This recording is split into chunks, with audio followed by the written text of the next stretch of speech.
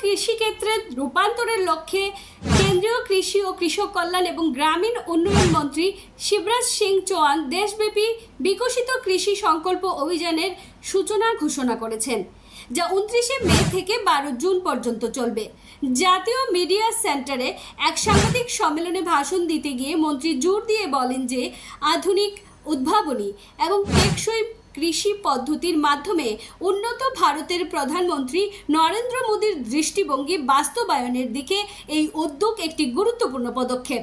তারই বিধায়ক তথা মন্ত্রী সুধাংশু দাসের প্রচেষ্টায় বিকশিত কৃষি সংকল্প অভিযান করা হয়।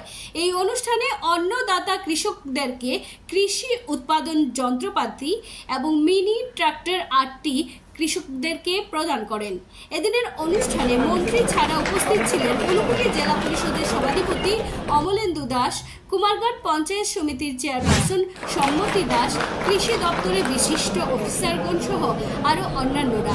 বক্তব্য রাখতে গিয়ে মন্ত্রী সুধাংশু দাস বলেন, bureau report, news 365 day Tripura.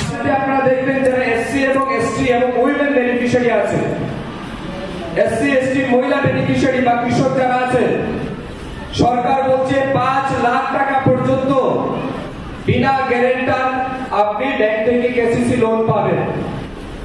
আগে যেমন কেসিসি লোনের মাত্রা ছিল ম্যাক্সিমাম 50 থেকে 1 লাখ টাকা পর্যন্ত, বর্তমানে আমাদের কেন্দ্র সরকারের বাজেটে সেটাকে 5 লাখ টাকা পর্যন্ত কেসিসি লোন দেওয়ার জন্য আমাদের কেন্দ্র সরকার থেকে বলা হচ্ছে।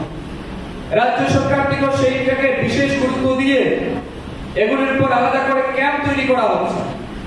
আমাদের ডিপার্টমেন্ট ফিশারি আরডি রেগুলারলি বিভিন্ন জায়গাতে তারা ক্যাম্প করছে কেসিসির উপর, কিন্তু দুর্ভাগ্যের বিষয় আমরা দেখছি এটাও স্বীকার করতে হবে।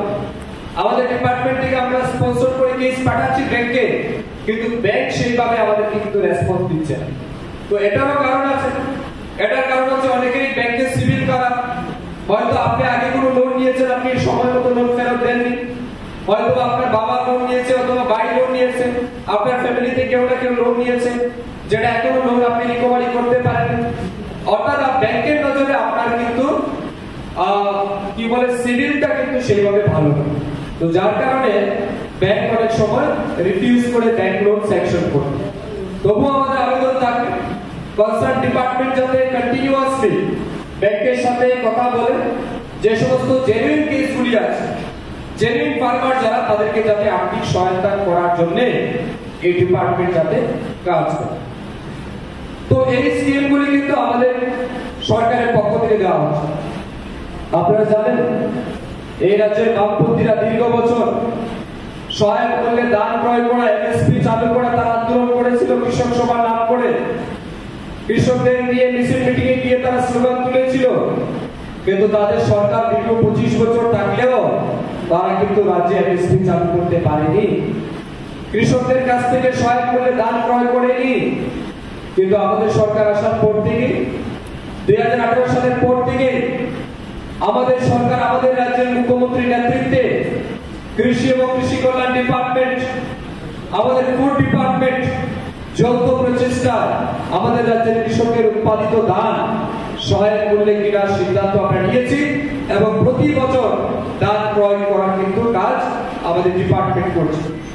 আপনারা জানেন প্রথম যখন 18 সালের পরে শুরু হয়েছিল সেটা 18 টাকা 20 পয়সা প্রতি কেজিতে ধান আমরা ক্রয় করেছি কৃষকের কাছ থেকে।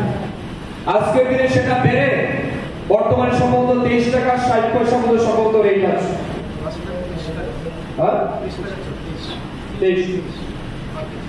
পার কেজি 23 টাকা করে আমরা প্রতি কেজি দাম করব। আমাদের মনে আছে আমরা ছোটবেলা দেখেছি আমাদের গ্রামের কৃষকরা আগরতলা থেকে বিভিন্ন বড় বড় পাইকার আসতো আমাদের গ্রামে, এক গাড়ি ট্রাক বোঝাই করে ধান নিয়ে যেত, বিনিময়ে 3000, 4000, 5000 টাকা দিত কৃষক।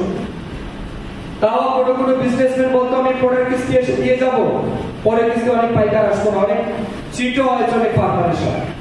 কিন্তু বর্তমানে আমাদের সরকার কি করছে, সরাসরি কৃষকদের কাছ থেকে ধান ক্রয় করার সিদ্ধান্ত নিয়েছে, বিভিন্ন জায়গায় মার্কেট খুলছে। কিছুদিন আগে প্রোগ্রামে আমি দেখেছিলাম আমাদের বিধানসভা কেন্দ্র থেকে শুধুমাত্র প্রায় 250 মেট্রিক টনেরও বেশি ধান ক্রয় কিন্তু আমাদের ফার্মার এগ্রিকালচার ডিপার্টমেন্ট করছে।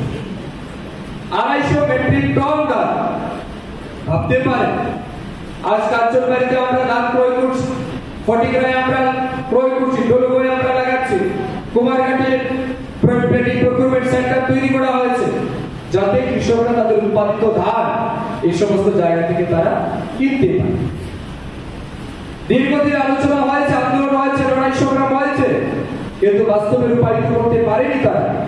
কিন্তু বর্তমান এই সরকার মুখে কথা কম বলছে, বক্তৃতা কম দিচ্ছে, প্রচার প্রসার কম হচ্ছে, কিন্তু কাজ অনেক বেশি হচ্ছে, অনেক বেশি পরিমাণে কাজ হচ্ছে।